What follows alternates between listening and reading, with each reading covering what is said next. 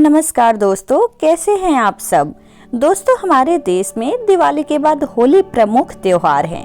2 दिन तक मनाया जाता है। वसंत ऋतु में हर्षोल्लास के साथ होली का वसंत उत्सव मनाया जाता है।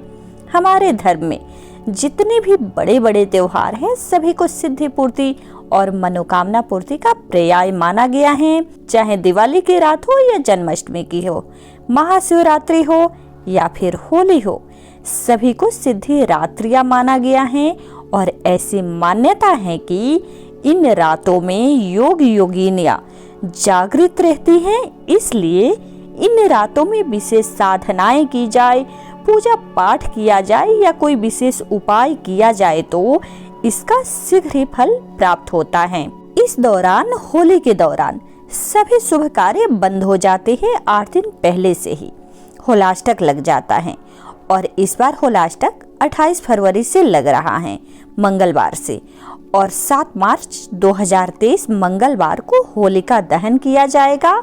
होलाष्टक होलिका दहन से 8 दिन पहले लगता है। होलाष्टक के दौरान अष्टमी के दिन चंद्रमा, नवमी के दिन सूर्य, दशमी को शनि, एकादशी को शुक्र, द्वादशी को गुरु, त्रयोदशी को बुध, चतुर्दशी को मंगल और पूर्णिमा को राहु उग्र स्वभाव में रहते हैं। और इन ग्रहों के उग्र होने के कारण मनुष्य के निर्णय लेने की जो क्षमता होती है वो कमजोर हो जाती है, जिसके कारण इंसान कई बार गलत काम करने लग जाते हैं।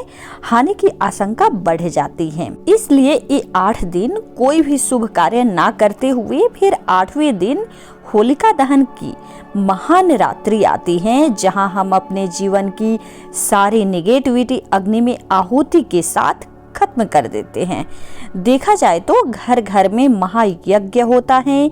सारे समाज के साथ मिलजुल कर आप एक महाहवन करते हैं और इस महाअग्नि में हमारे घर की हो, हमारे मन की हो, हमारे तन की हो, सूक्ष्म शरीर की हो, सभी नेगेटिविटी इस महायज्ञ की ताप से नष्ट हो जाती है।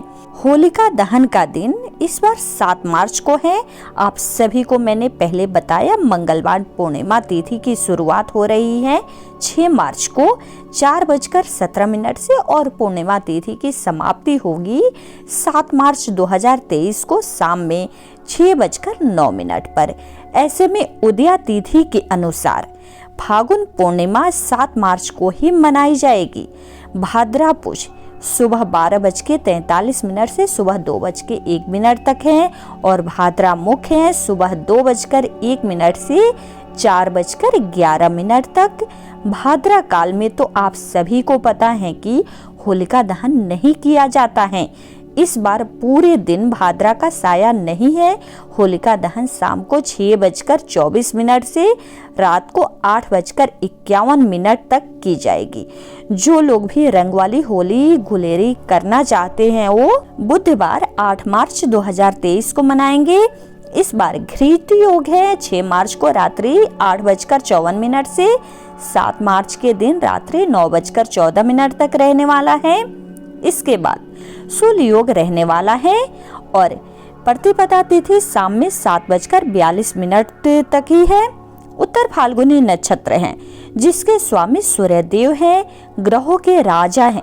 तो इस दिन बहुत ही शुभ मुहूर्त है। तो अपने समय के अनुसार शुभ मुहूर्त में ही होलिका दहन करना चाहिए। देखिए, भद्रा में क्यों नहीं करना चाहिए? क्योंकि पंचांग में 7वें करण का नाम वृष्टि है और यही भद्रा के नाम से जानी जाती है।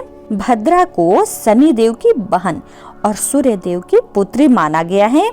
इसका स्वभाव भी अत्यंत ही क्रोधी और तामसी माना गया है और कई बार भद्रा के कारण आप देखते ही होंगे कि होलिका दहन के मुहूर्त को लेकर के समस्याएं पैदा होती हैं। लेकिन इस बार भद्रा फागुन पूर्णिमा तिथि में लग रहा है। होलिका दहन के सुबह ही खत्म हो जा रहा है। 6 मार्च को भद्रा शाम को 4:17 से 7 मार्च को सुबह 5:15 तक ही रहने वाला है और भद्रा का वास धरती पर होगा। बाकी भी पूर्णिमा की पूजा के लिए इस दिन जो मुहूर्त जानना चाहते हैं तो लिस्ट देख लीजिए। अभिजीत मुहूर्त है सुबह 11:46 से 12:33 तक। विजय मुहूर्त है दोपहर 2:07 से 2:54 तक। गोधूली मुहूर्त है शाम में 5:51 से 6:15 तक। अमृतकाल मुहूर्त है शाम को 7:22 से 9:07 तक। सायं संध्या मुहूर्त है शाम को 6:03 से 7:16 तक। निशिता मुहूर्त है शाम को 11:04 से 12:03 तक। तो अगर समय में आप नहीं कर पाए होलिका दहन किसी वजह से, तो इन मुहूर्तों में कर सकते हैं। ध्यान रहे घर में हो या आसपास कहीं भी होलिका दहन किया जा रहा हो तो घर के सदस्यों को इसमें अवश्य ही शामिल होना चाहिए। इस दिन सुबह सुबह ही रसोई बना ले। पूड़िया कचौड़िया, पोहे, दही बड़े, गुजिया इत्यादि जो भी होली पर आपके घर पर बनता है, नियम के हिसाब से जो भी आपके यहाँ बनता हो उसके हिसाब से बना लेना चाहिए। सूर्यास्त के पहले तक रसोई पूरी हो जानी चाहिए, क्योंकि पितृ के निमित्त जो भी बड़ा भोजन बना है उसमें से पितृ के निमित्त भोजन अवश्य निकालना चाहिए। उसके पहले जूठन ना डाले। पहले पूरी रसोई होने के बाद एक थाली भोग भगवान को लगाइए, फिर थोड़ा सा भोजन पितृ के नाम का निकालिए। चाहे आप मिठाई ही क्यों न निकाले, किसी भी ब्राह्मण या किसी गरीब को दे दीजिए। जो पितृ का थाली होगी वो ब्राह्मण को, गऊ को, किसी को भी आप खिला सकते हैं। ये करने के बाद ठंडी होली अवश्य पूजनी चाहिए। आपके घर की स्त्रियां ठंडी होली पूजती हैं तो जहां पर होलिका जलाते हैं, होलिका दहन के लिए रात को आपके घर के जेंट्स लोग जाएंगे, वहां पर सांझ होने के पहले वहां पर स्त्रियां जाकर ठंडी होली की पूजा करके आ जाती हैं।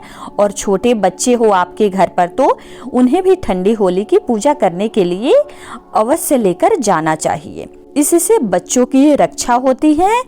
आपके प्लेट में क्या क्या होना चाहिए देखिए, उसमें कुमकुम, चावल, कलावा, नारियल, अबीर, गुलाल, लौंग, कपूर, पुष्प, साथ हल्दी की गांठ रखनी चाहिए। कच्चा कुंकड़िया यानी कि कच्चा सूत 4-5 ले लीजिए, क्योंकि होली के सुबह जो लोग साप्ता का डोरा, लक्ष्मी माँ का डोरा लेते हैं वो भी लेना होता है और 7 फेरी भी लगेगी कच्चे सूत के साथ, इसलिए वो ले लीजिए। जौ की बाली, चने की झाड़ी, जौ का लोटा, भोग जो आपने भोग बनाया है उसमें से, और एक ठंडा दिया लिया जाता है, बिना जलाए वहां छोड़ करके आते हैं। कलावा, धूप, अगरबत्ती, माचिस, गोबर के बड़कुले जिनके यहाँ बनते हो वो ले ले, और चुनरी होलिका को चढ़ाने की अगर इच्छा हो तो वो ले जाए, नहीं तो कलावे से ही चुनरी का भाव आप कर सकते हैं। और आगे आपको बहुत सारे उपाय बताऊंगी, तो उनमें से जो भी उपाय करना चाहे वो चीजें लेकर के जाइए। अब ठंडी होली के पास जाकर के पहले जहाँ डंडा रोपा गया है वहीं पर जाकर सबसे पहले डंडा यानी कि प्रहलाद का भाव होता है डंडा, जिसको निकाल लेते हैं।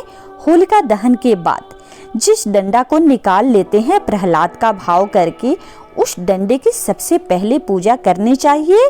फिर होलिका को तिलक करना है, दोनों की पंचोपचार पूजा करें, जल आदि चढ़ा के फिर भोग चढ़ाइए। एक ठंडी होली वाला बड़कुले की माला अगर आपके यहाँ बनती है तो बड़कुले की माला लेकर के जाइए। सूत से भी 7 परिक्रमा लपेटते हुए कीजिए। इसके बाद ठंडा जल डालिए और दीपक जलाकर वहां रख दीजिए।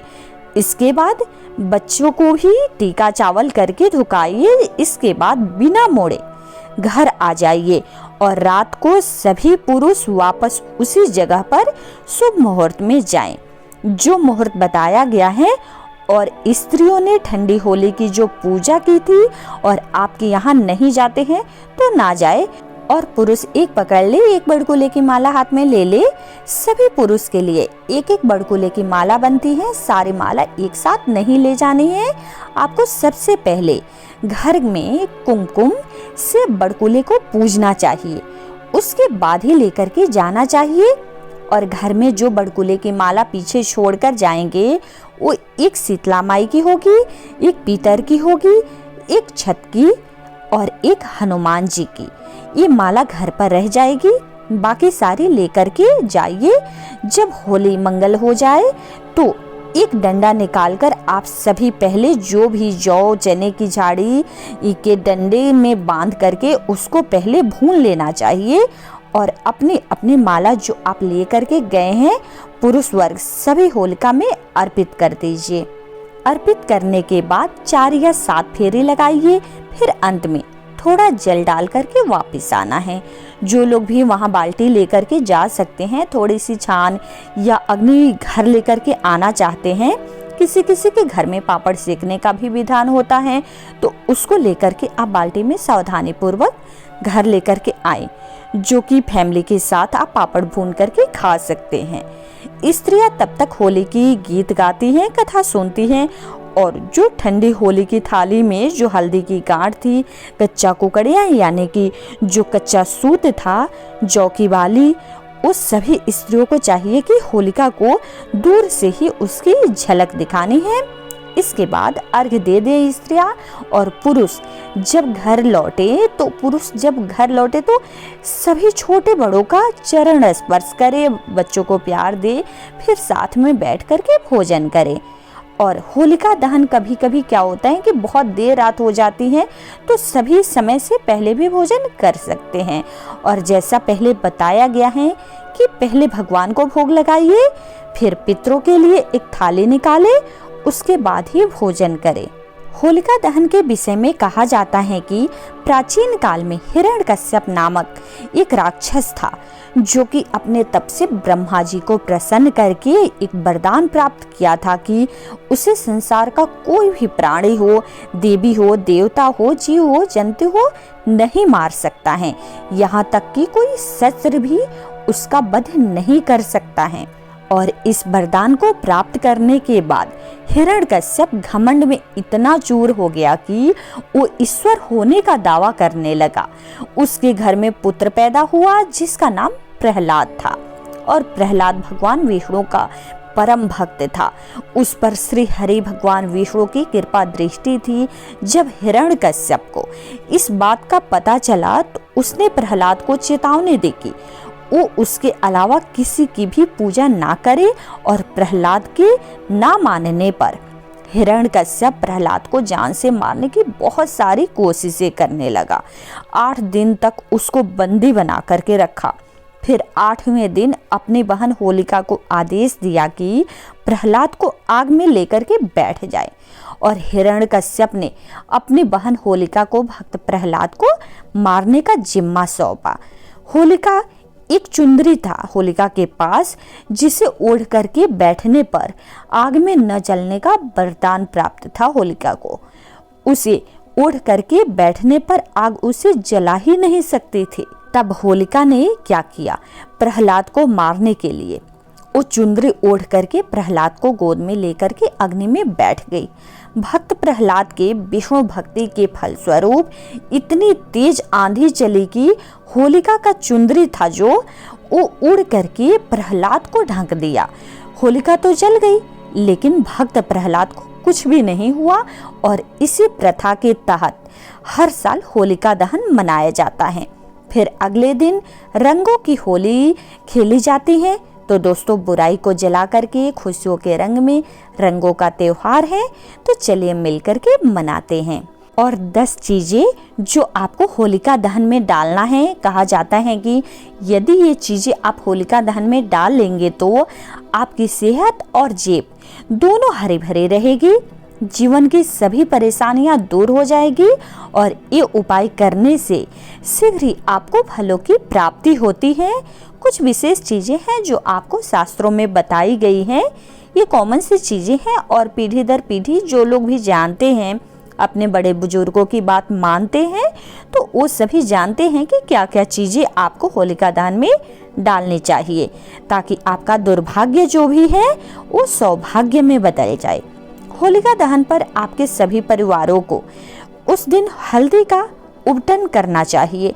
सरसों का तेल लगा करके पूरे बदन पर करना चाहिए। और अगर आपको लगता है कि आपके घर के ऊपर काला जादू किया हुआ है, किसी ने ब्लैक मैजिक कर दिया है, किसी ने नजर बाधा डाल दिया है, किसी तरह की नेगेटिव एनर्जी है आपके घर पर डाल दी गई है, तो आपके घर के सभी सदस्यों को या विशेष रूप से किसी एक आदमी को लगता है कि उसे ये काम अवश्य कर लेना चाहिए, जिसके ऊपर भी आपको लगता है कि इसके ऊपर जादू टोना किया हुआ है, तो उसको तो अवश्य करना चाहिए। क्या करना है आपको? सरसों के दाने को पीस लीजिए, उसमें हल्दी, दही, शहद मिला करके उपटन बनाइए, फिर शरीर पर मलिए और जब सूख जाए तो शरीर से जो मैल निकलेगा उसे छुड़ा करके कागज में जमा कर लीजिए। फिर आप 5 या 11 गाय के उपले, 1 मुट्ठी सरसों के दाने, 1 नारियल का सूखा गोला ले लीजिए। नारियल का सूखा गोला बीच में से काट लीजिए, उसमें जौ, तिल, सरसों के दाने, शक्कर, चावल और घी भर लीजिए।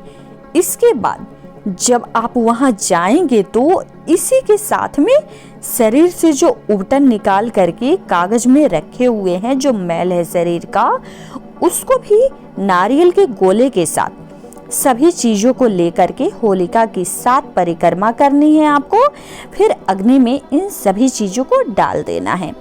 ऐसा माना जाता है कि इससे एक तो निरोगी काया होती है और दूसरा किसी ने कुछ किया धरा है, नजर दोष है, तो वो भी दूर हो जाता है। कारण ये है कि उबटन के गुरु शुक्र, शनि, चंद्र से संबंधित वस्तुएं हमने डलाई हैं इसमें, जिससे कि विकार दूर होते हैं, 9 ग्रहों की समस्याएं दूर होती हैं।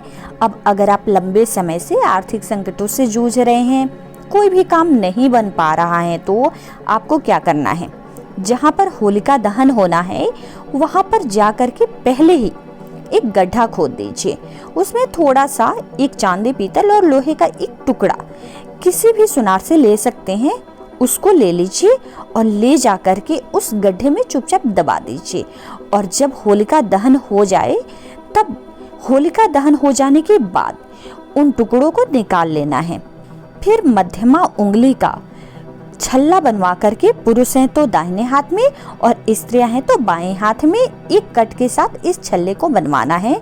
पूरा गोल छल्ला नहीं बनवाना है और इसे धारण कर लेना है। तीसरा है व्यापार वृद्धि और नजर उतारने के लिए विशेष रूप से आपकी कोई दुकान है, ऑफिस या कार्यालय है, वहाँ पर प्रॉब्लम बहुत ज़्यादा आती है, हर चीज़ में बाधा उत्पन्न होती है, कोई आपको रिस्पेक्ट नहीं करता है, आप सबके साथ कितना भी अच्छा कर ले लेकिन आपके साथ हमेशा बुरा हो रहा है, तो आपको इस दिन क्या करना है? देखिए, एक सफ़ेद कपड़ा ले लेना है, थोड़ी सी सरसों, थोड़ी सी गेहूँ, थोड़ी साबुत काली मिर्च और 7 नींबू ले लेने हैं। अब क्या करना है? सफ़ेद कपड़ा बिछा लेना है और गेहूँ और सरसों की 7-7 ढेरियाँ बना लीजिए। 1-1 काली मिर्च और 1-1 नींबू के 2 टुकड़े करके हर ढेरी पर रख दीजिए और वहीं बैठ कर के 7 माला ओम कपालिनी स्वाहा, ओम कपालिनी स्वाहा काले हकीक की माला से जप करना है। काला हकीक ना हो तो रुद्राक्ष की माला से भी आप कर सकते हैं। ध्यान रहे रुद्राक्ष की सिद्ध माला होनी चाहिए। फिर सारी सामग्री का एक पोटली बना लीजिए। दुकान या घर में एक सिरे से आरंभ करके चारों सिरे पर घुमा लीजिए, फिर बाहर ले आइए। रात में जब होलिका दहन में जाएंगे तो इस पोटली को लेकर के जाइए, तो भगवान से अपनी सारी परेशानियां और दरिद्रता से मुक्ति के लिए प्रार्थना कीजिए भगवान से और होलिका दहन में इसे डाल दीजिए। दोस्तों, विश्वास मानिए, आपके दुकान में सेल्स यदि डाउन हो गई हैं, बिक्री कम हो गया है, तो परेशानियां हैं, दरिद्रता हैं, जो भी है परेशानियां, तो वो सभी परेशानियां दूर हो जाएगी। सभी प्रकार की नज़र बाधा होगी तो वो भी दूर हो जाएगी, व्यापार बाधा होगी तो वो भी दूर हो जाएगी। हर प्रकार की बाधा जीवन से दूर हो जाती है। जिन लोगों के पास भी हत्था जोड़े हैं, आज के दिन होली की राख, अगले दिन जब ठंडी हो जाए तो राख को ले करके आनी है और आपके पास जो हत्था जोड़ी है उसके ऊपर इस राख को 2 चुटकी सिंदूर के साथ चढ़ा करके, ऑरेंज वाले सिंदूर के साथ, फिर आपको वहीं बैठ करके ओम महालक्ष्मी नमः, ओम महालक्ष्मी नमः मंत्र का 40 दिन तक जप कर लीजिए। फिर देखिए कैसे चमत्कारी ढंग से आपके घर में पैसों की वर्षा होती है, मनुष्य धनवान होता है, हर प्रकार की नकारात्मक ऊर्जा घर से दूर होती है। और साथ ही साथ अगर कोई कोर्ट कचहरी का केस लग गया हो, कोई परेशानी में पड़े हो, बाधा आ रही हो, तो वो सभी भी दूर हो जाती है। दोस्तों बहुत सारी उपाय होती हैं, आगे की वीडियो में आपको बताते रहूंगी। होली तक अभी नॉर्मल एक उपाय बता देती हूँ। अगर किसी पर बुरी नजर हो, ज्यादा ना कर सके तो एक नारियल ले लीजिए, 7 बार सिर से घुमा करके होलिका दहन में डाल दीजिए। और गोमती चक्र का विशेष रूप से उपाय होता है। होलिका दहन के बाद जब आप घर आएंगे तो एक चौकी पे लाल कपड़ा बिछा करके लक्ष्मी माँ को स्थापित कर ले, या आप अपने पूजा घर में ये काम कर सकते हैं। एक कटोरी में आपको पीला गुलाल लेना है और उसमें 11 गोमती चक्र रखने हैं। ध्यान रखें, पूर्ण फलों की प्राप्ति के लिए 11 गोमती चक्र, 1.25 लाख जप की सिद्धि या कम से कम 88,000 मंत्रों की सिद्धि करके आपको इसे घर पर स्थापित करना है। इससे आपके धन में वृद्धि होता है। क्या करना है आपको?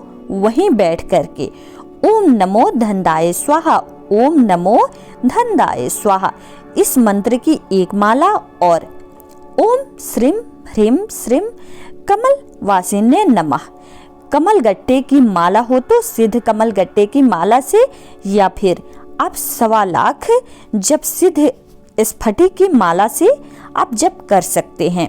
और इस मंत्र का जप करने के बाद आप प्रणाम करके वहीं से माँ लक्ष्मी को प्रणाम करने के बाद वहां से उठ जाइए और लक्ष्मी माँ को बोले कि हे माँ, माता रानी, माँ लक्ष्मी, जो भी मेरी परेशानियां हैं, जो भी परेशानियां आ रही हैं, काम में जो भी बाधाएं आ रही हैं, धन प्राप्ति में बाधाएं आ रही हैं, तो उस सभी परेशानियों को आप दूर कर दीजिए। और माता लक्ष्मी के चरणों से फिर पीला गुलाल और 9 गोमती चक्र उठा करके एक लाल कपड़े में बांध करके तिजोरी में या घर में जहां आप पैसे रखते हैं वहां पर रख दीजिए। और एक गोमती चक्र उठा करके घर के ईशान कोण में दबाना है। तुलसी के पौधे में या समी के पौधे में दबा सकते हैं, या किसी भी गमले में जो भी ईशान कोण में है उस गमले में आप दबा सकते हैं। बस ध्यान रहे कांटेदार पौधा नहीं होना चाहिए। और एक गोमती चक्र आप परिवार के सभी सदस्यों के ऊपर से वार करके घर में पूरे चारों साइड, जितने भी साइड हैं घर में, चारों तरफ घुमा करके होलिका दहन वाले स्थान पर के जाइए और वहां जाकर के होलिका दहन में डाल दीजिए, उसे जला दीजिए। उसी में ओम ह्रीम नमः मंत्र को जपते हुए डालना है आपको। दोस्तों इस वीडियो में तो फिलहाल इतना ही, मिलते हैं अगले वीडियो में। दोस्तों अगर आपने अब तक चैनल को सब्सक्राइब नहीं किया है तो प्लीज चैनल को सब्सक्राइब कर लीजिए। आपको आगे भी ऐसी जानकारियां देते रहूंगी। हर हर महादेव।